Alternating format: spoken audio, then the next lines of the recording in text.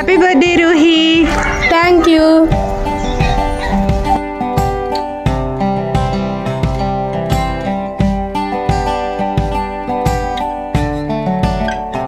నమస్తే దోస్తులు, అస్సలం వాలేకుమ్. అందరు ఎట్లున్నారు? మంచిగా ఉన్నారా? మేమైతే సూపర్గా ఉన్నాము. Welcome back to our KM family channel.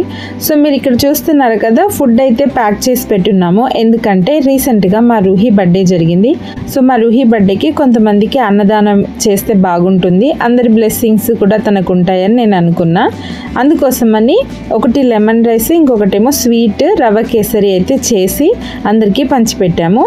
So నేను ఆ రెండు ఐటమ్స్ ఎలా చేశానో చూపిస్తాను, మీరు కూడా చూసేసేయండి.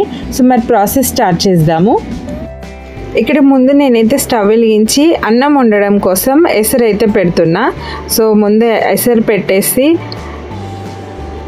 ముందు వైట్ రైస్ అయితే ప్రిపేర్ చేసుకోవాలి కదా. సో ఎసరు పెట్టాను, దాంట్లో కొంచెం ఆయిల్, కొంచెం ఉప్పు వేస్తే మనకి రైస్ అనేది చక్కగా ఉడుకుతుంది.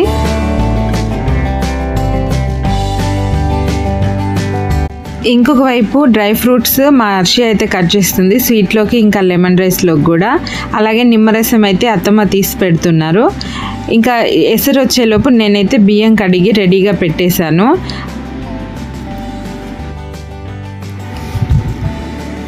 సో ఇంకొక వైపు నేనైతే రవ్వ కేసరి కోసం రవ్వని వేయిస్తున్నాను. సిమ్లో రవ్వని ఎర్రగంటే గోల్డెన్ కలర్ వచ్చే వరకు వేయించుకుని రవ్వ కేసరిని అయితే ప్రిపేర్ చేసుకుంటాను.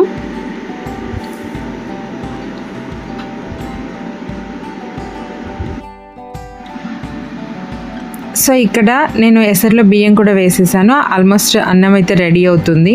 సో అన్నం రెడీ అయిన తర్వాత కొంచెం చల్లగా అయిన తర్వాత మనమైతే లెమన్ రైస్ని ప్రిపేర్ చేసుకుంటాము. సో ఇక్కడ చూస్తే ఈ ఎసరేమో రవ్వ కేసరి కోసం పెట్టిన నీళ్ళు. సో ఇవి బాయిల్ అయితే కనుక మనం రవ్వ వేసుకుని రవ్వ కేసరి అయితే ప్రిపేర్ చేసుకోవచ్చు. సో ఈలోపు నేనేం చేస్తున్నానంటే ఇంకొక స్టవ్ మీద లెమన్ రైస్ చేయడానికి పోపు అయితే వేస్తున్నాను. ఒక గిన్నెలో నూనె వేసుకున్నాను. సో ఇప్పుడు తాలింపు గింజలను వేస్తున్నా. ఆవాలు, జీలకర్ర, పచ్చిశనగపప్పు, పల్లీలు, కొంచెం కాజు, సో ఇవన్నీ వేసి వేయిస్తున్నాను.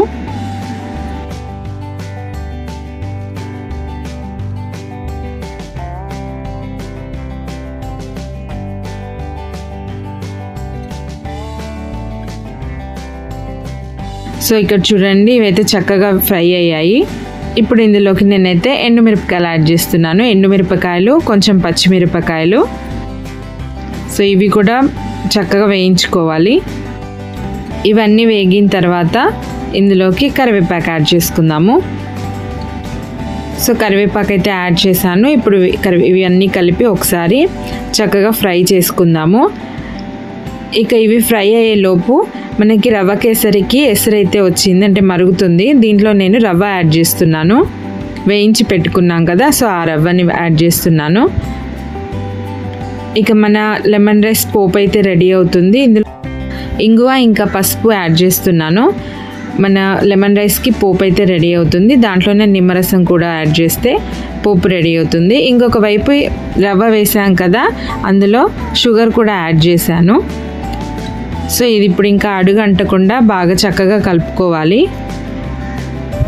షుగర్ కరిగిన తర్వాత అందులోకి డ్రై ఫ్రూట్స్, ఇలాచీ పౌడర్, ఇంకా మనకి ఇష్టమైన కలర్ యాడ్ చేస్తే రవ్వ కేసరి రెడీ అయిపోతుంది. సో ఇక్కడ చూడండి, రైస్ అయితే రెండు గిన్నెల్లో సెపరేట్ చేసుకున్నాము, అంటే చల్లగా అవడం కోసం. ఇంకా రెడీగా ఉన్న మన పోపునైతే యాడ్ చేసి టేస్ట్కి సరిపడే సాల్ట్ కూడా యాడ్ చేసుకుని లెమన్ రైస్ని కలుపుకుంటున్నాను. ఇక్కడ చక్కగా మొత్తం అన్నానికి పోపంతా కలిసేలాగా కలిపి మన లెమన్ రైస్ అయితే రెడీ చేసుకున్నాను. సో ఇంకొక వైపు రవ్వ కేసరి. సో రవ్వ కేసరి కూడా రెడీ అయిపోయింది. రెండు మ్యాచింగ్ కలర్లో ఉన్నాయి, లెమన్ రైస్ ఇంకా రవ్వ కేసరి. ఎందుకంటే నా దగ్గర ఫుడ్ కలర్ వేరే కలర్ లేకపోతే నేను ఎల్లో కలర్ యాడ్ చేశాను. సో రెండు కూడా ప్యాకింగ్ అయితే చేసేసుకున్నాము. సో ఇలా కాటన్ బాక్స్లో అన్ని బాక్సెస్ అయితే సెట్ చేసి పెట్టుకుని ఇంకా మేము ఇవ్వడానికైతే వెళ్ళాము. సో ఇక్కడ మేము దారిలో వెళ్తుంటే ఒక ఆవిడ కనిపించింది, తనకి ఇవ్వమని చెప్పి పంపించాను రూహిని. సో తను అడుగుతుంది ఏంటి అమ్మా అని. సో నా పుట్టినరోజమ్మా, అందుకని నేను ఇస్తున్నానంటే నువ్వెవరో తెలియకుండా నేను ఎలా తీసుకుని అంటే మాస్క్ తీసింది. అప్పుడు చూసి నవ్వి తీసుకుంది. ఇంకా ఇలాగే రోడ్డు మీద వెళ్తూ ఉంటే ఒక ఫ్యామిలీ కనిపించారు, వైఫ్ అండ్ హస్బెండ్. ఇంకా 2 చిన్న పిల్లలు ఉన్నారు. వాళ్ళకు కూడా ఇచ్చి ఇంకా మిగతా బాక్సెస్ అన్నీ ఎవరికైతే అంటే అడిగాం మేము అన్నం తీసుకుంటారా అని. సో కావాలి అన్న వాళ్ళకి ఇచ్చాము, ఎందుకంటే అవసరం లేని వాళ్ళకి ఇచ్చినా ఉపయోగం ఉండదు కదా. ఆ తర్వాత ఇంక ఈవినింగ్ మరో ఈ బర్త్డే సెలబ్రేట్ చేసుకుని అందరం తనకి హ్యాపీ బర్త్డే విషెస్ చెప్పాము. సో ఇది మా వీడియో నచ్చితే లైక్ చేయండి. Thank you for watching. బోలో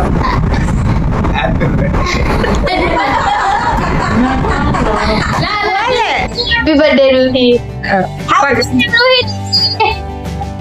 థ్యాంక్ యూ, వెల్కమ్.